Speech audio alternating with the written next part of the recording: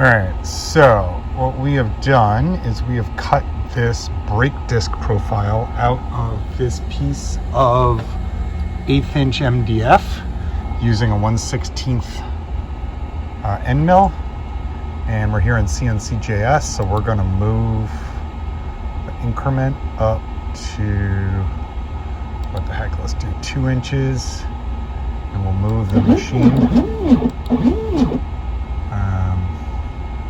Let's get the end mill out of the way just in case.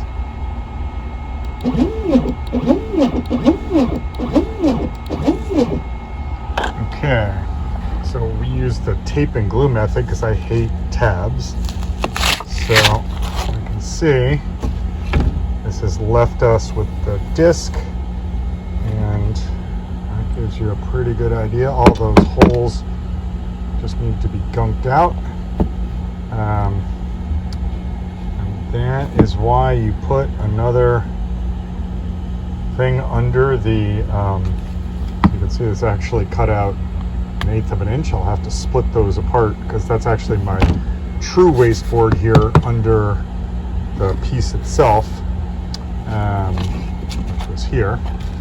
And so apparently I guessed a little wrong as far as how deep to go, and it's good that I did, because otherwise we would have cut right into the machine, which I realize is technically replaceable, but it's always better if you don't. Anyway, so those are 2 halves, and I'll split those apart, and then this will get primed and then painted with the steel paint that I have, so that it'll look like a real brake disc as we start to make the clock. Okay, so we are sitting here. We've got our tape and glue. So this is this piece of stock, and this is the wasteboard. And I have a wasteboard on top of the wasteboard, which I think I demonstrated why you want to do that, since yesterday I carved right through this previous piece of 1/8 inch MDF. So first what I do, which I learned on Paw Paw's workshop, which I will link to in the description of the video, is the tape and glue method, which means I don't need to use tabs. And what that means is that as the parts get cut out, they're going to be glued to this piece of blue painter's tape. Now, that's okay because both pieces have the adhesive of the blue tape, which is removable, against the MDF. So even though there's going to be cyanoacrylate glue, and I'm using the Starbond medium wood colored glue, sorry, it's a little hard to pull that cap off with one hand while filming. All right, so what I do, again, totally arbitrary, just make a glob in the middle. It doesn't really matter. This isn't exactly a precision glue up. Now let's see if I can do this without gluing myself to the table while filming. So now remember, because this is just, this may actually require a little extra work with one hand. I'm just going to fold these edges back.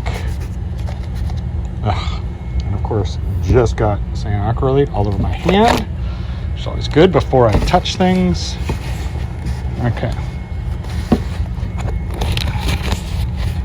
All right, we'll just do a little edit there while we get that out of the way. Now, it isn't super important that this be square to anything, because we are not cutting an existing part. So I don't need to obtain a reference, for instance, off a corner or an existing edge or something, right? This is just a stock, and in the middle of it is the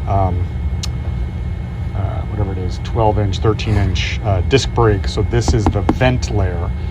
So it's going to look sort of like a star. And so the whole idea of this is we just need to have a corner point and the top, and then the system will just simply put it right in the middle. So if this is a little off square, it doesn't matter. There's no grain in MDF, so it doesn't even matter that we're cutting with the grain, because this is just glued together sawdust, essentially. All right, so I'm going to take a brief break, because right now we have a 1/16 end mill in the X-Carve, and I need to change that out for an 1/8, and then we'll get to carving. So just give me 1 second. Okay, we've got the file loaded up here in CNCJS. You can see the path it's going to do.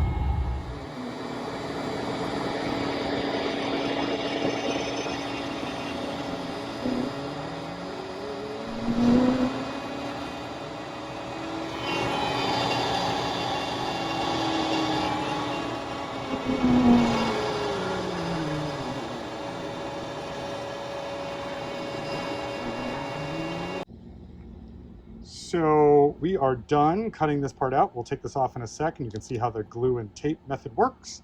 But one question I've gotten from several people looking at the machine is, the heck's the deal with this thing? And so one of the problems if you've run an X-Carve before is you know that the controller is very sensitive to static electricity, like sparks, etc. And so you also face the danger, obviously, with air and dust mixing of a dust explosion or a dust fire, which is very serious. Anybody who runs a grain elevator is aware of that. So what this does is this clips into the metal spring that runs throughout this hosing. This hose supposedly has some conductive material in the PVC.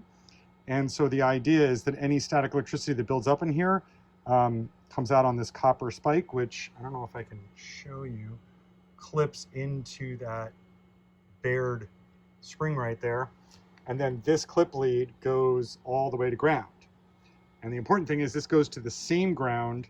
I mean, I realize ultimately we're all connecting to the same earth, but the same circuit ground as not only the X controller for the X-Carve, but also the PC that runs all of this. So I'm running a Odyssey PC from Seed. So just to put my hand in the picture, just to give you an idea of how big that is. So that's an Intel computer with, what is that? I think a 512 gig M2 SSD right there. I think it's got 16 gigs of RAM. Anyway, it's running Ubuntu Linux, which then runs CNCJS. So, all right, so the deal here is we just need to lift up. So you can see the layers come apart. This is very hard to do actually with one hand. But this part's actually tight enough in there that, there you go, it stayed in by itself. So that is a god-awful mess. Thank goodness I have a vacuum for my dust collector here. Yeah. So first let's clean that up, and then we'll take a quick sand around this, because I often found with MDF a little sand, and you can see where the layers split of the tape. So not hard to remove at all, especially with all the dust around. It becomes very quickly non-adhesive. So there you go. So what we do is we change the wastegates over here from X-Carve to hand hose, and then we come back over here and we issue a G-code M7. So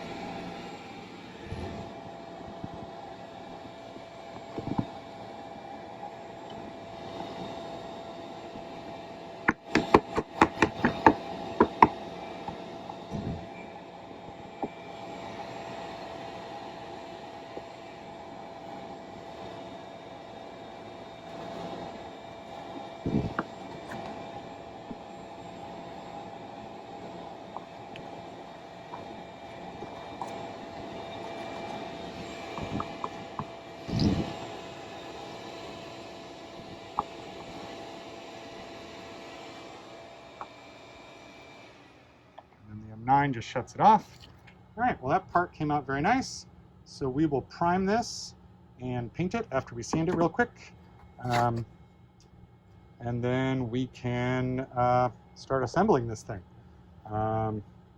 We also have the disc caliper that we glued up last night. That was cut on the Glowforge out of 1/8 inch proof grade MDF. And again, we don't care about this. I'll just quick sand, get that glue that oozed a little bit off. But yeah, I mean, that'll sit. Essentially, we get the disc.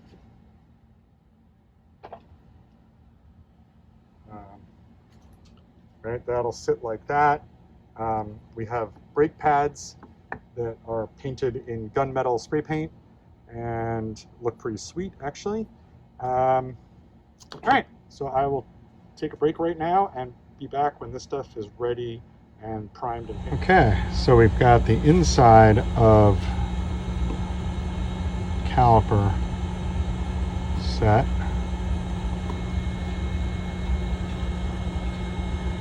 It's good to do a little dry fitting before you stick it in there. And again, that's going to go like that, painted in gunmetal. Yep, so that's going to look pretty good. And just need to do a little touch up after dry fitting the hands for the clock. So I guess that's coated metal of some kind. And paint rubbed off a little bit, so I'll just scruff that up with some sandpaper and then repaint it. All right, I'll be back in 1 sec after all this stuff is glued up.